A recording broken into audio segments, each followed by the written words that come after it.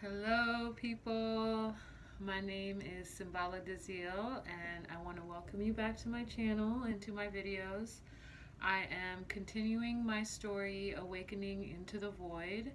This is part 7, and to just quickly summarize the last video, part 6, I had basically reached my rock bottom at that point. Everything had hit at once. First, it was, jeez, I'm forgetting right now. First, it was the breakup with my boyfriend, and then it was strange activity at my house. Then I blew out my back. Then I was I blew out my back, found out about my friend passing away, and this back issue persisted for a while, and it got worse. So it was getting better, and then it got worse. And due to that, I lost one of my jobs, and then I was laid out with all in this what I thought was a haunted house, and one less job, one less or that much amount of money not coming into the household. So it was a world of stress. It was a lot on my back at that time, and I had hit my low, breaking down in the parking lot and having that spiritual connection, that connection with, who knows, something greater than myself. So from that day forward, I I had hope. Like it woke something up in me, that moment of me breaking down. I think I just hadn't had a moment like that since I was a kid. I was never allowed to um, break down. It's like I always had to be strong, growing up in a difficult, poor household, and not just poor, like we were fast moving people. We didn't stay in one place for too long. My dad was constantly moving around a lot, so um, and my parents weren't very emotionally intelligent, just as many people aren't. As I said in a previous video, it's not something that we are taught in society. So if you're lucky to have parents with emotional intelligence, then that is a true blessing. So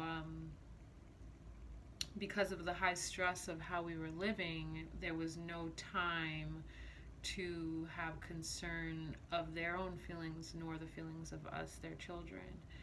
So because of that, it's just left me kind of disconnected from my own feelings. The feelings of the adults come before my own feelings, and I don't even know what my feelings are. I learned over the years that my feelings were not valid. And so when all of those things hit at once, it was like, awakening of things that I hadn't felt in a very long time, since I was, a very young girl, because it's like it was acceptable up until a point. It's like at 7, it's like you're not allowed to cry anymore. Grow up, get it together.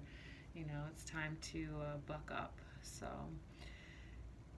it definitely brought out that like little girl in me in a lot of ways, which in some ways was good because it brought back out that childlike curiosity within me. So while I did have a hurt back, I was able to get into the garden and do whatever I could do at school, the on-campus food garden, and I started doing this mural project. So I was designing the mural.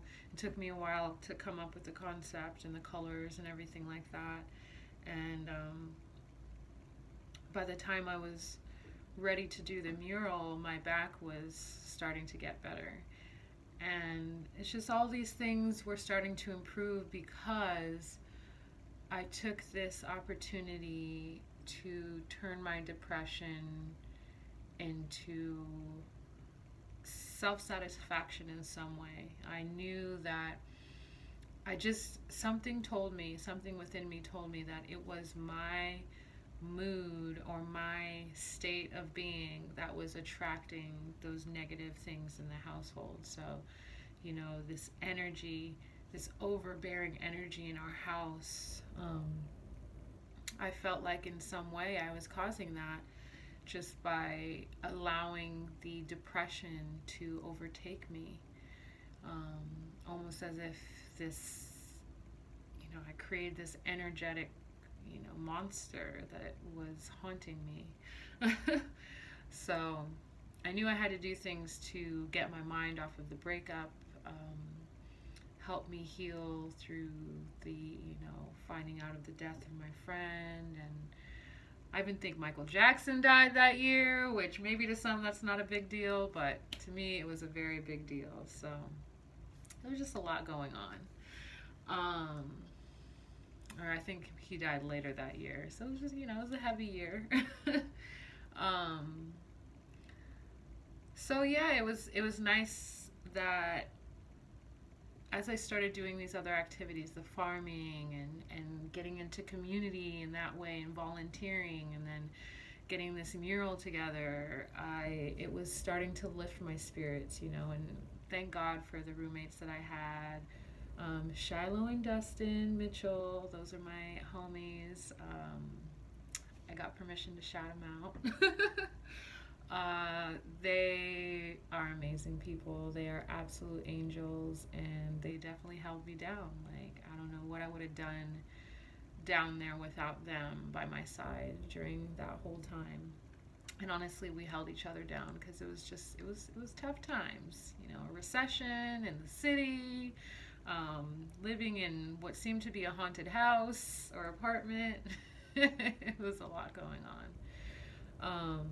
But I felt myself pulling out of my slump and pulling out of my depression and more than anything, like recognizing my worth. It's like, okay, like maybe I don't have a sense of self, but I know I have skills. Like I know I have value some way.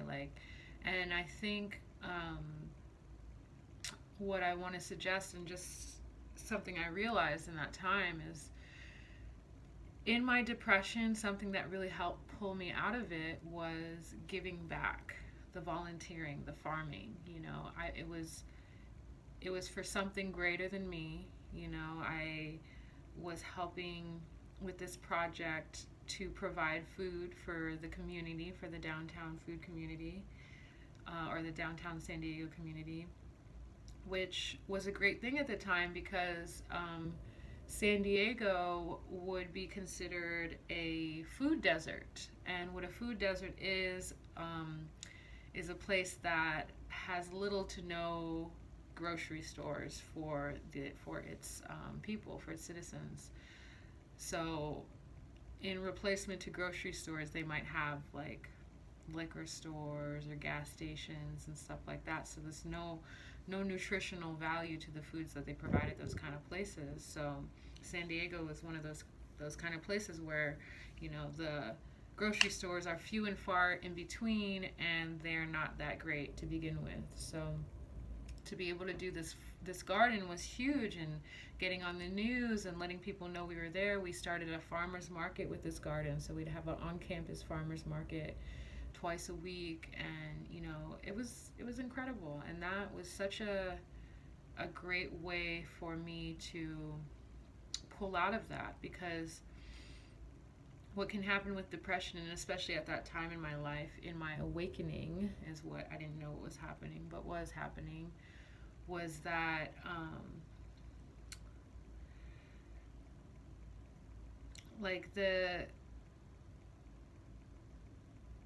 we get so self-absorbed. And actually I was already self-absorbed even before that, but it's just, I think the awakening is recognizing how self-absorbed I had been, and not in a healthy way, because I do believe there's healthy ways to be self-absorbed.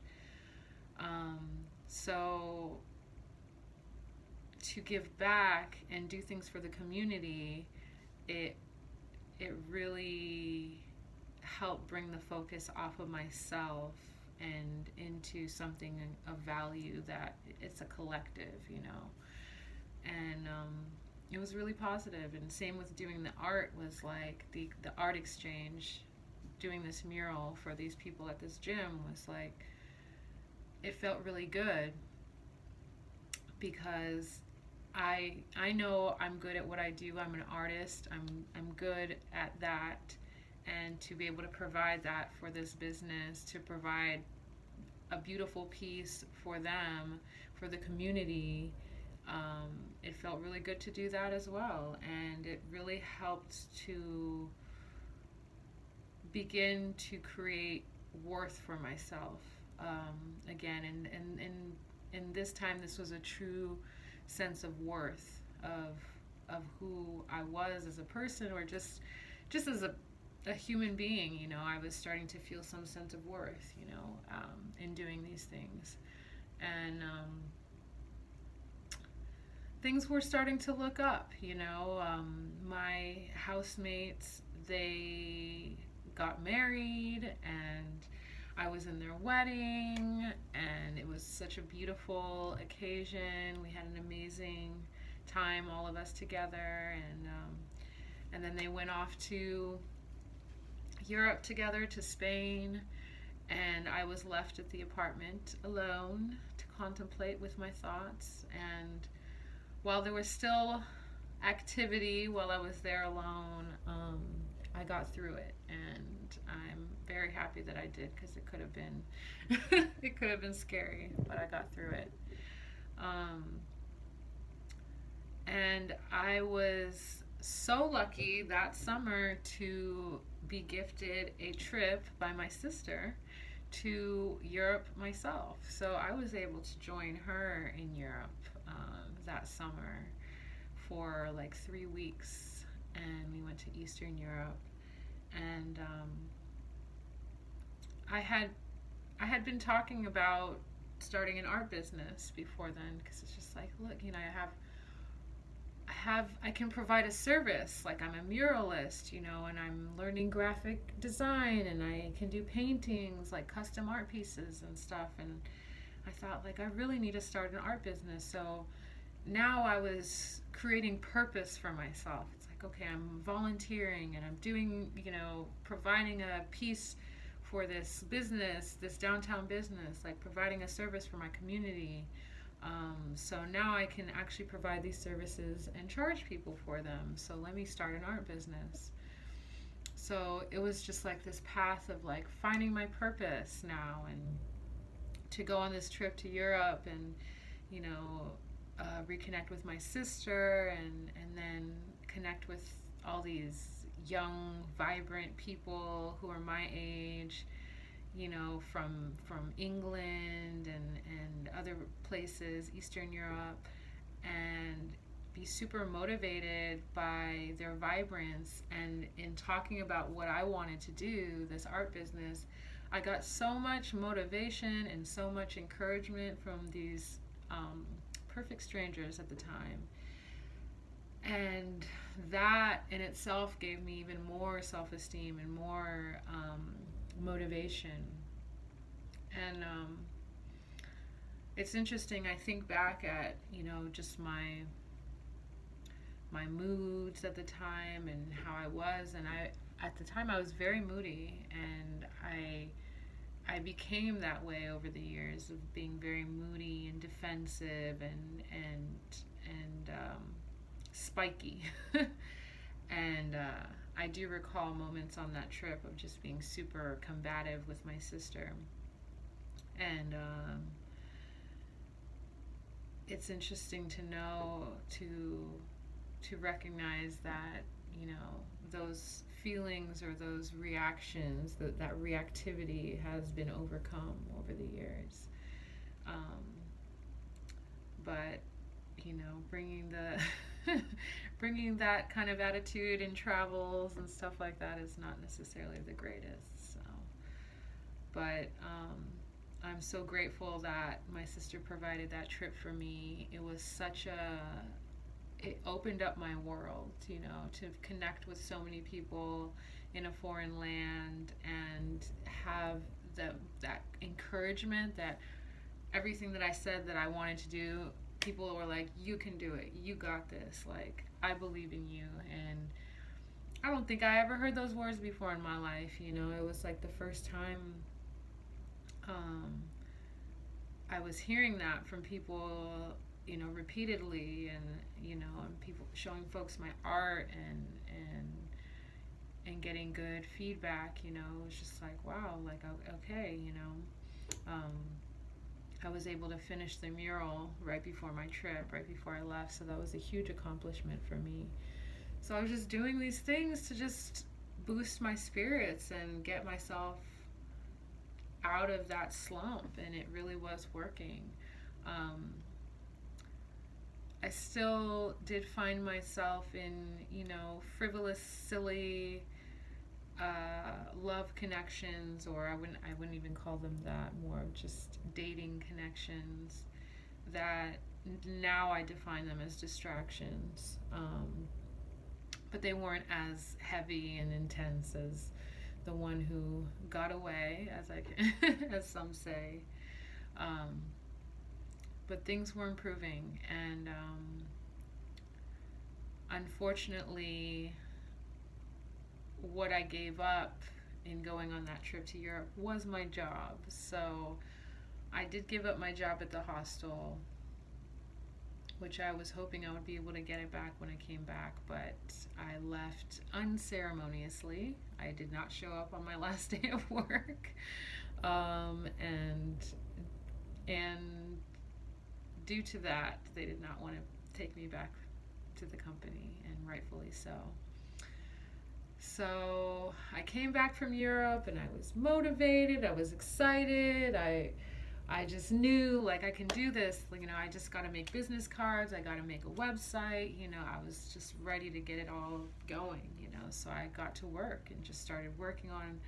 I have friends in computer development and web design business, and so I had the right connections to get things going. My friend Ayana and her husband, and so she helped me with my website. I just designed it on Photoshop. I had no idea what I was doing, but I did it. Like, it was one of those things, when you really never forget that when you really, really want something, you will make it happen, period. And I said that for myself too, because it's just an important thing to know, because you'll notice if you have like a lot of resistance about something, it's something that to look into. So it might be something you really want, but there's resistance. The resistance could be fear, or it might be something that you think you want, but the resistance is telling you that you actually really don't want it. It's something, So these are the kinds of things to tap into when it comes to connecting with ourselves, connecting with our spirit. So where was I? So yeah, coming back from the trip, I was working on my website and my business and my logo design and getting my business cards together and everything, and it was great. It was like, I'm finding my purpose. Like, I know what I'm going to be doing in life, and everything was going well, but because I didn't have a job, it was getting really difficult, living at our apartment, and I was struggling every month trying to just get money together, and through a friend I was able to get gigs through her dad's company, through her dad's catering company, and just whatever I could scrounge together. And I actually ended up having to get money from my dad, and thank God he had money at the time to do this, to help pay my rent, and that's all he could help me with. And then everything else I had to scrounge for myself, bills, food, everything else. So it was a definite struggle um, coming back from Europe, but I was still determined to get my website done and the business kind of off the ground. And I was still volunteering on the farm. I actually started an apprenticeship um, after my trip to Europe, so that was nice. I spent like 5 days a week at the farm volunteering and